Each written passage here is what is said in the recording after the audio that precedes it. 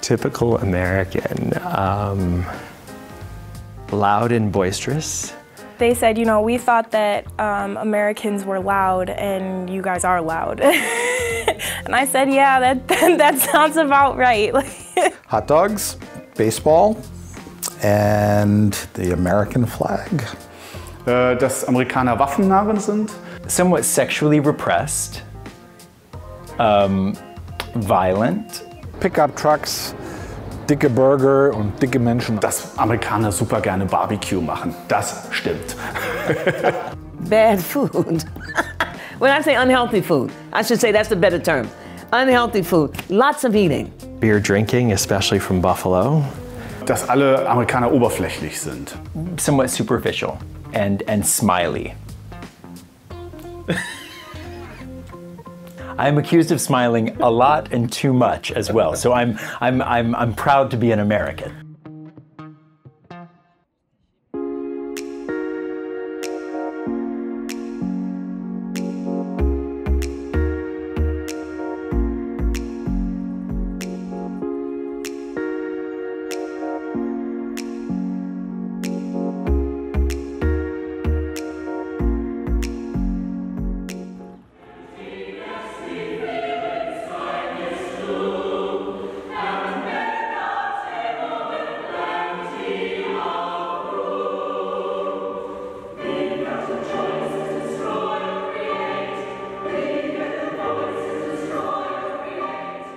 It is absolutely what our gospel is about. It's what Easter is about. It's like you're going to get into the depths of despair and you cannot give up hope, because remember what happened back then? Something was reborn when you thought something was dying. People that just are going to live the rest of their life without making this terrible mistake. He said something on fire.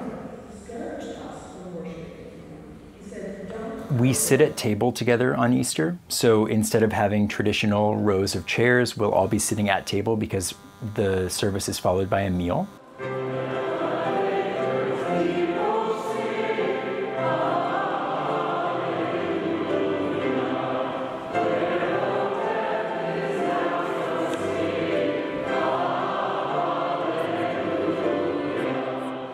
Finding hope in despair. When you saw that cross, you tore it apart and you made a communion table.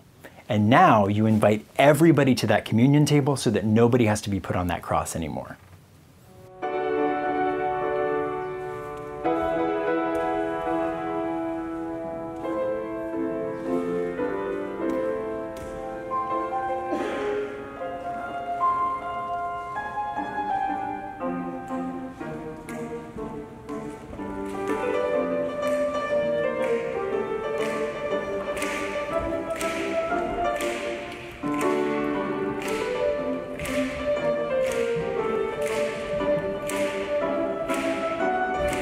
Die Gottesdienstformen waren ein bisschen anders zum Teil.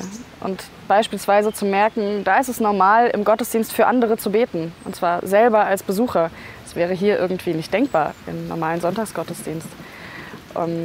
Außerdem spannend Jugendgottesdienste, riesige Jugendgottesdienste, wie die dort funktionieren, richtig Events. Ja.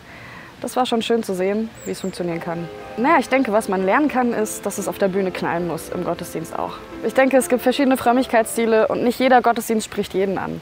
Aber es sollte die Berechtigung geben für Jugendliche, coole Gottesdienste zu machen. Dort waren Reden drin, gute Musik. Warum kann das nicht hier auch passieren? Ich glaube, die UCC ist uns sehr ähnlich. In ihrer Veranlagung auch eine liberale Kirche, die eine Offenheit pflegt, auch gegenüber Andersdenkenden und auch anderen Randgruppierungen, die in der Gesellschaft ausgegrenzt werden. Ich glaube, sie macht sie insofern für uns attraktiv, da wir ein ähnliches Verständnis, Grundverständnis von Theologie und Religiosität haben. Insofern ist die UCC genau der richtige Partner für uns.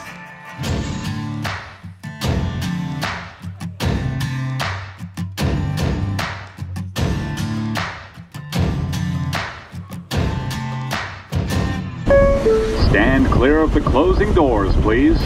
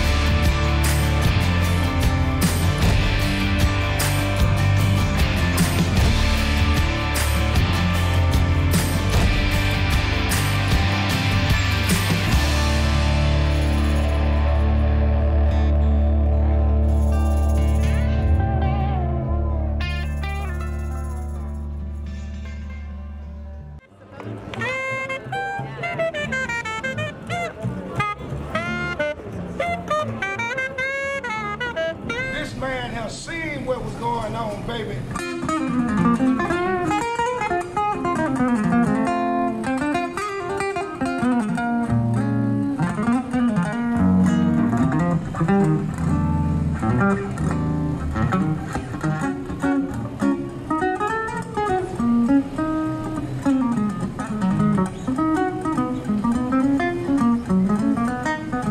Once a month, when they have the art world, you're feeding people that need a meal. And you're not only feeding them, like there are some churches that will feed people and want them to sit for a service, a sermon, in order to get the meal.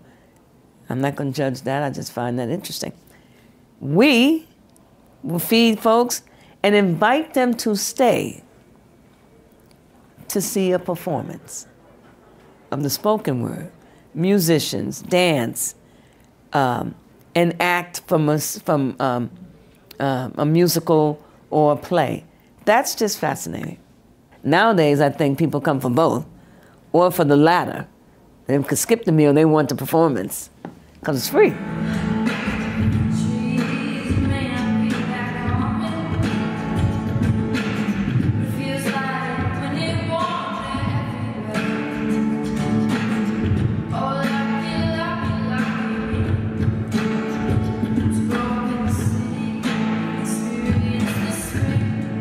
I work in a place where I can get up and say that Jesus was a queer person, in my opinion. He queered what it meant to be a spiritual activist in the world. And that, to me, makes a queer person. If you are constantly asking questions of the status quos of the world, you're queer. And the congregation's like, I don't get it yet, but tell me more, you know? And they don't immediately shut down. That is very, very special to me. For as long as we've been around, we've always believed that artists have the potential to serve as our modern-day prophets. They show us who we've been, they show us who we are, and they show us what we can become.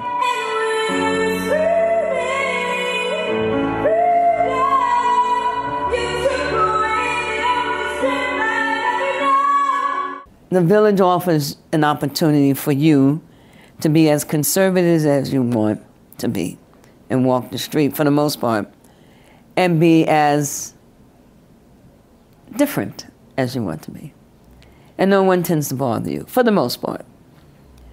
That I appreciate, because that's one less type of emotional or psychological anxiety or angst that a person has to deal with. It's ridiculous.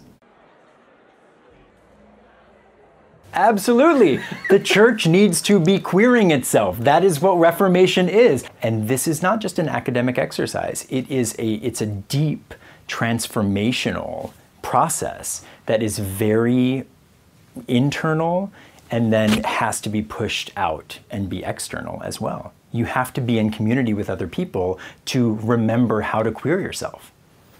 Go queer yourself. Go queer yourself. Absolutely. And if you don't know what the word means, come and find me.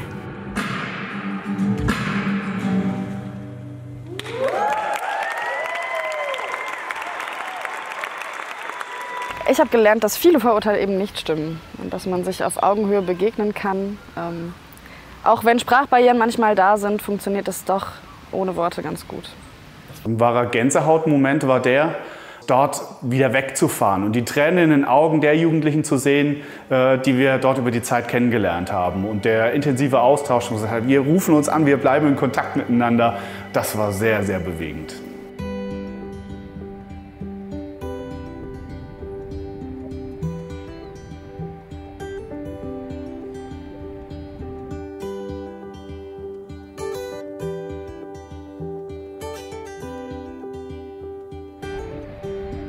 Well, Niagara Falls is beautiful. It's like a ton of water. It's really unique. I feel like, especially in a place like Buffalo, there's nothing else like that around here. Like something so like grand. And it's kind of scary because you're like, this is, I could fall over.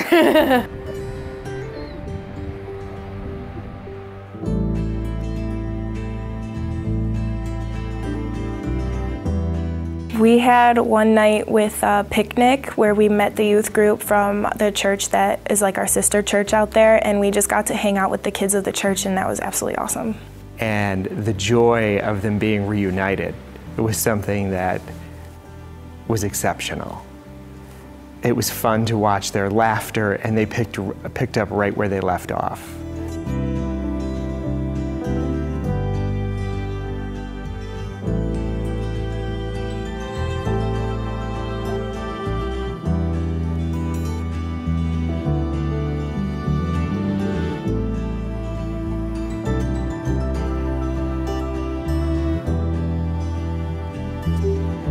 I think language is a huge barrier because most people speak English, so everyone could understand what we were saying, but they could speak another language and we wouldn't know what they're saying. So I think that was a huge challenge, just being able to communicate. Und wir hatten ein paar Jugendliche dabei, die nicht gut Englisch konnten. Die waren ein bisschen verloren anfangs. Das hat sich dann aber sehr schnell gegeben. Die waren sehr geduldig und fanden auch unser deutsches Englisch sehr niedlich.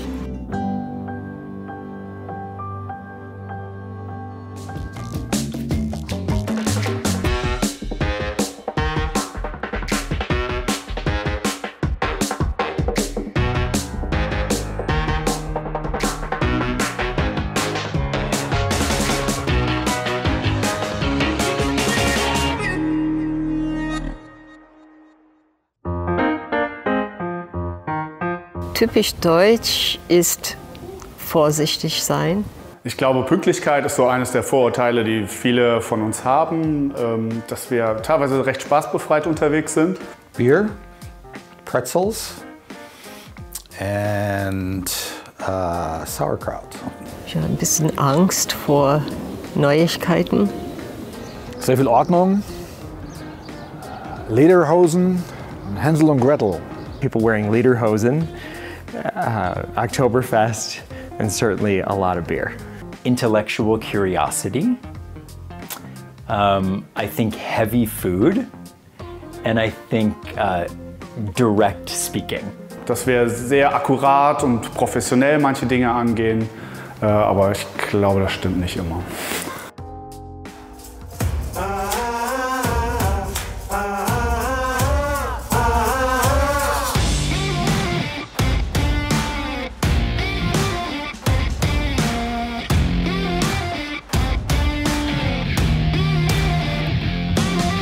Lustigerweise, die erste Frage, die wir gestellt bekamen, war: Habt ihr auch Internet in Deutschland?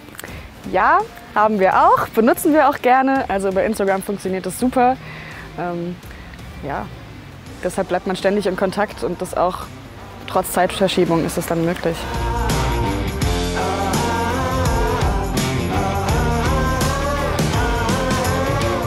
Just being able to experience the culture, being out and seeing how people interact with each other and experiencing the different foods you guys have, like that stinky cheese, I don't remember what it's called, but just experiencing that, or, you know, apple vine, and, you know, getting to talk with the kids that were like close to my age and what they do for fun, and comparing it to what we do in the US was really cool.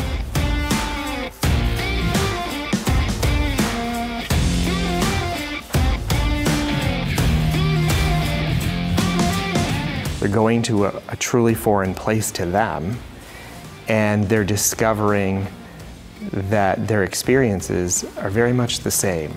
Their needs, their troubles, their joys, and I think that it's important to be able to look at a history.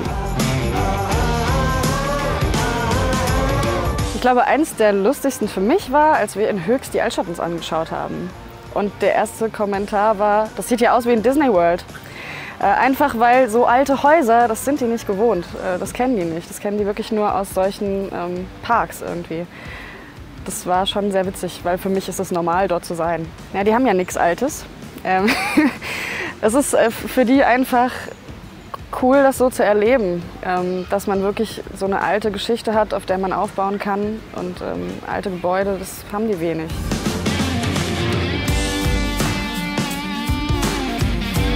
For us from the United States, we're going to a place that has a history that is far longer than what we have. Our church building that we're in right now is only about 100 years old, whereas churches that we were worshiping in were 500 or more years old, 800 years old, close to 1,000 years old. And we can't have that experience here.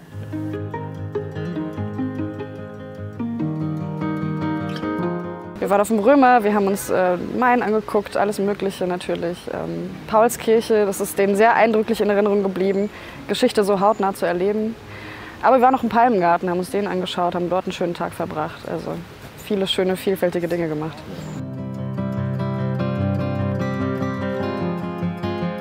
Well, for me personally, traditions are very important. I think that because we are a German-based church, you know, keeping that culture alive in our church is important. So, you know, for example, at Christmas we sing Silent Night in German, and I want that to be something that my kids experience because that came about when my grandmother was in church. And just to be able to say, you know, your great-grandmother sang this too, now you're doing it also, I think that's just really amazing, and I think that that's really important.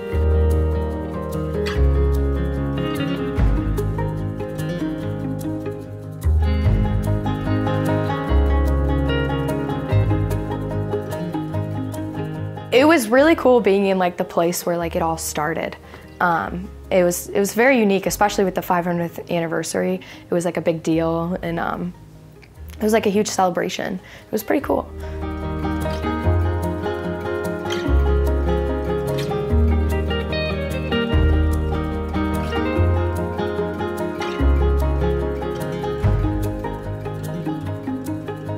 We went to a service in Wittenberg, and I thought it was pretty similar to the ones that we have in the U.S. And we also went to one in Wiesbaden, and it was an English-speaking like church. So I thought it was pretty similar to what we have in the U.S.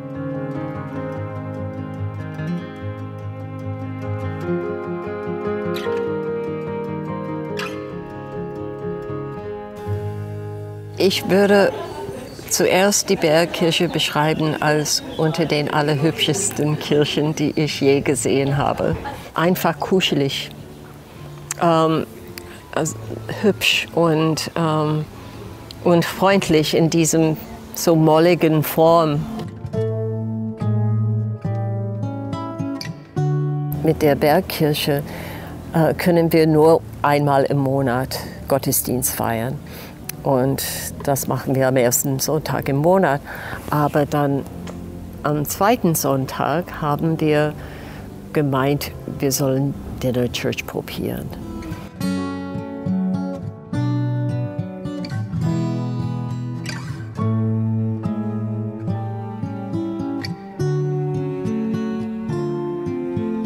Jedes Mal weiß ich nicht, wie viele Leute kommen. Manchmal sind so viel, dass wir also wirklich, wir können bis zu 18 am Küchentisch rumsitzen. Manchmal ist das zu wenig, manchmal sind wir eine kleine Gruppe. Ist immer perfekt, wie das Brot und die Fische. Das ist immer ganz genau richtig.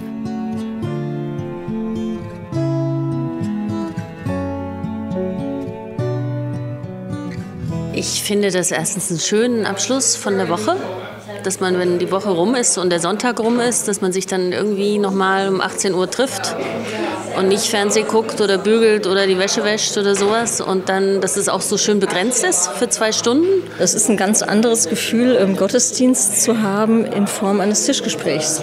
Ich finde es total spannend. Ich glaube, dass neue Impulse schon wichtig sind. Ich glaube, dass vielleicht sogar auch für mehr Leute es interessant wird, wenn neue Wege gegangen werden. Also inhaltlich bleibt es ja gleich, aber die Form kann man ja verändern. Und es sind neue Formen, die werden vielleicht auch gesucht. Es ist zumindest für uns in Deutschland was Ungewöhnliches. Wir kennen es im Prinzip nur am grünen Donnerstagabend, wo man das Abendmahl mit ganz vielen Leuten in der Kirche hat.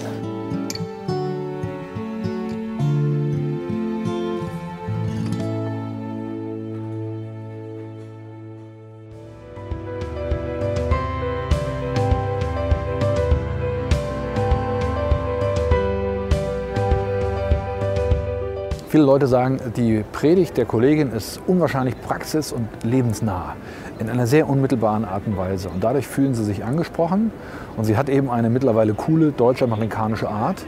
Und das ist ein wesentliches Unterscheidungsmerkmal. Und das Zweite ist, dass es im echten Sinne eine Freiwilligkeitsgemeinde ist, die nicht nur Landeskirchenkinder um sich schart, sondern auch Menschen, die vielleicht gar keiner Konfession angehören und dafür offen ist und sie einlädt, mitzumachen, mitzugestalten und auch mit zu unterstützen.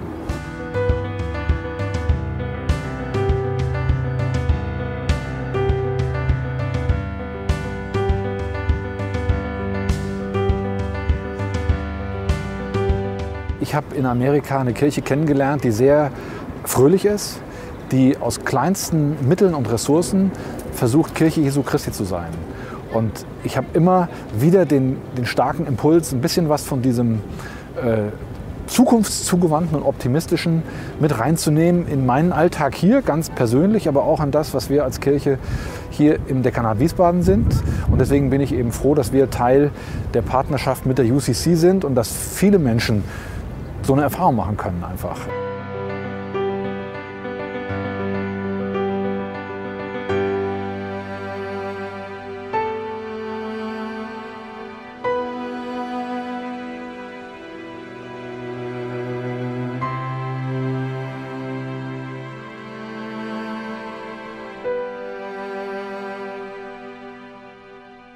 Well, you know, it's interesting. There's a lot of people that say they believe in God, and you know, we have, in this country, we have documentation of slave masters whipping slaves and then reading the Bible. So I guess depends on your interpretation, you know what I mean, of what it means to know, to believe in God. I guess, you know, which is something, which is a nice segue back to Judson and my old church. Believing in God is an ability to recognize you really have to help people that's less fortunate than you.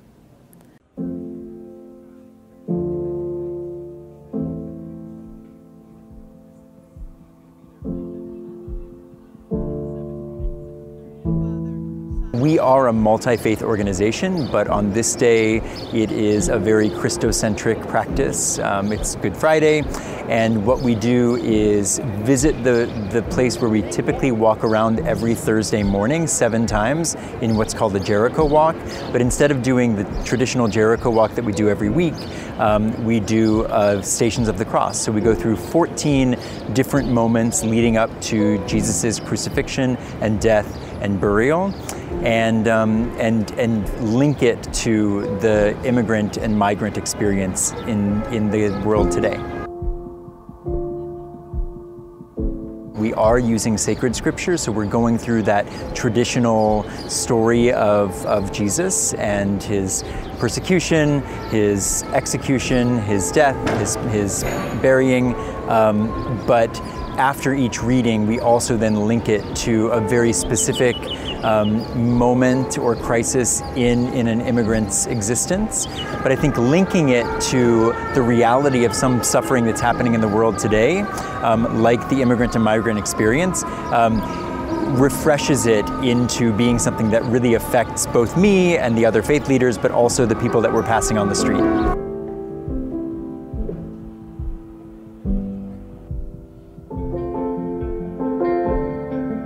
I think not only is there a group of people that don't give a shit, but there's a group of people who actively look at us and think like, oh, why are they on the street? Why are they Christians? Why are they doing this? And to me, it gives me more fodder and lights a fire under me to be the type of Christian that I actually think could make those people actually believe that what we're doing is worthwhile.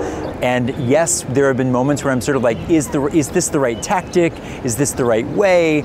But my faith compels me to never give up. And I'm grateful for it, because there's lots of reasons to give up. But thank God I have a spirituality that compels me to, nope, you just gotta keep going. There's another higher plan here, and you're a part of it, but maybe you can't see it.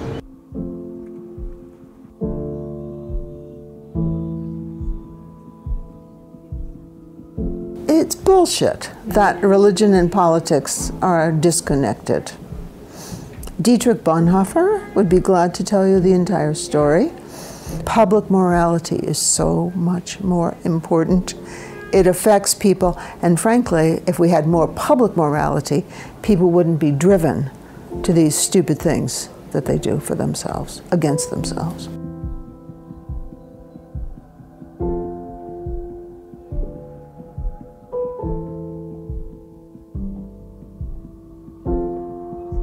I have seen people about to get on airplanes to be deported, and because of the actions of this group, they now are off the plane, pardoned, and now are on their way to citizenship. Like that's powerful, and that's a victory, and those things keep us going.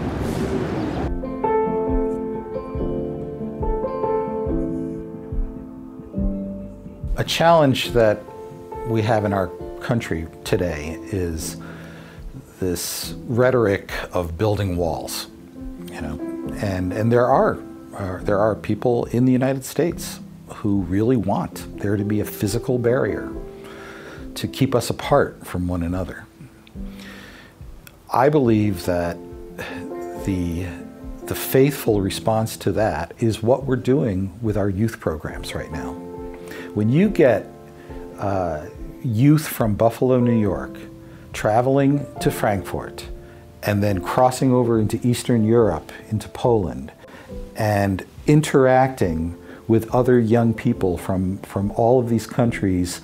And young people are young people, you know, so there's a lot of things they have in common, but there's also very significant differences. That brings down the wall.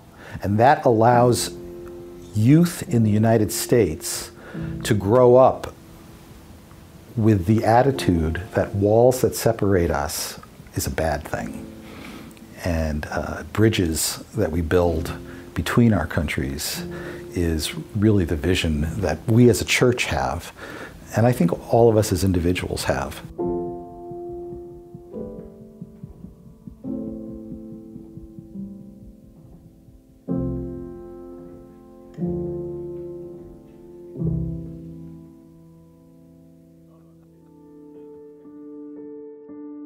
Ich bin hier, weil ich will nicht, dass die Kirche zugrunde geht. Ich höre den Frust von meinen Kollegen und also nicht nur hier in Wiesbaden, aber überall. Ja, deswegen bin ich hier.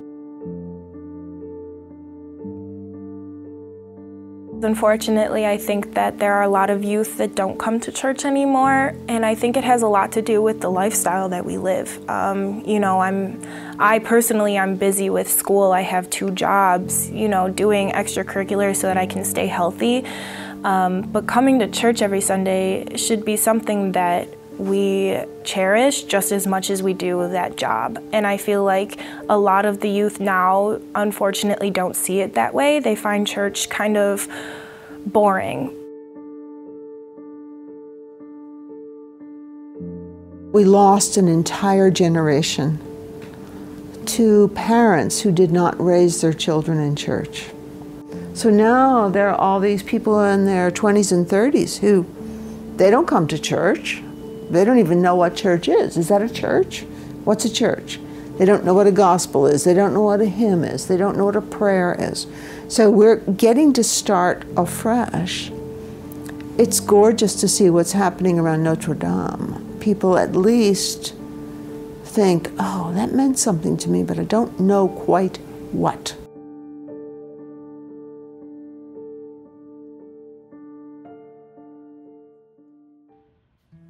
I'm an adjunct professor at a college in Brooklyn. The topic of my course this semester is the role of the Black church in urban community. So I'm teaching a course to millennials who maybe heard of Dr. King, maybe, perhaps Malcolm X, perhaps, not much else. Was wir von den Amerikanern wirklich lernen können, ist Try and Error. Das heißt, die probieren einfach aus und wenn es halt nicht funktioniert, dann machen sie was anderes. Wir haben eine Kultur des Scheiterns, die es in Deutschland nicht gibt.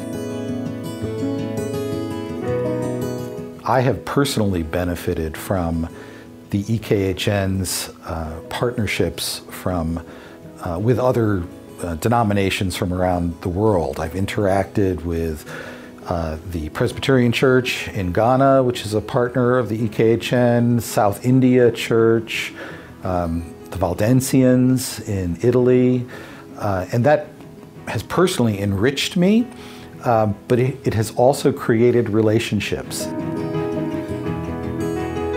Wir haben in der einen Kirche eine Woche lang übernachtet und da durften dann die Jugendlichen von dort auch mit übernachten. Dann saßen wir irgendwie mit 30 Jugendlichen im Kreis und haben zusammen gesungen. Und dass das einfach so ging, ohne sich vorher abzusprechen, das war sehr schön und sehr bewegend.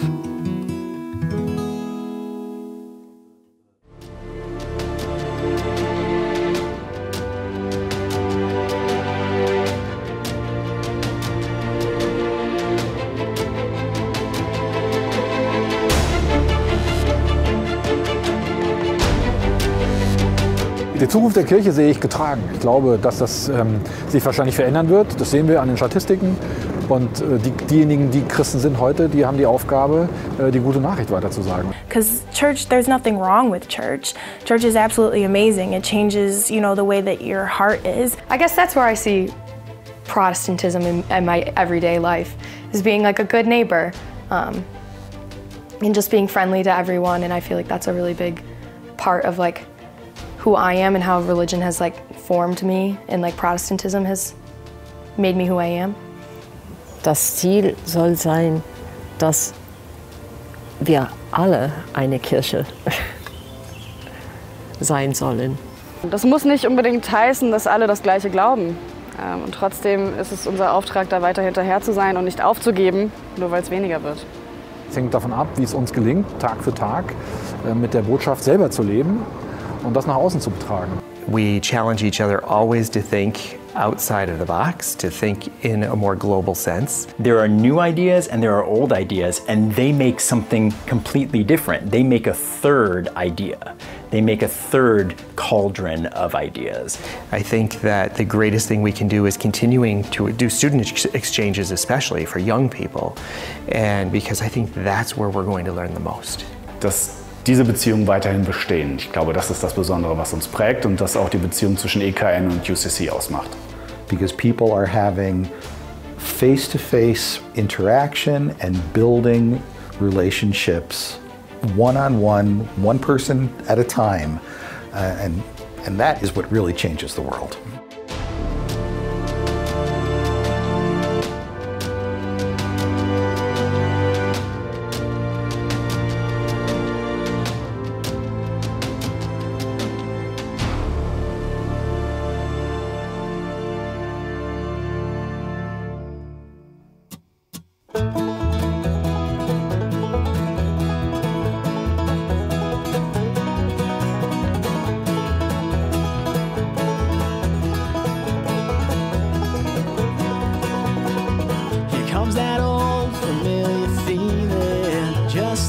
Yesterday, got nothing new to talk about, got nothing new to say anyway.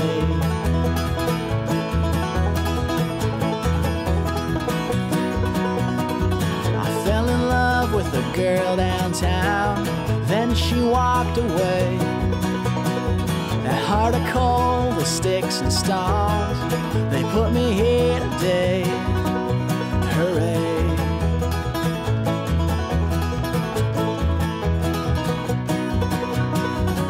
Gonna leave for a while, walk out the door, forget my troubles and move to Memphis, maybe change my name. But since you left me crying at your door, I'll never be the same. I'll never be the same.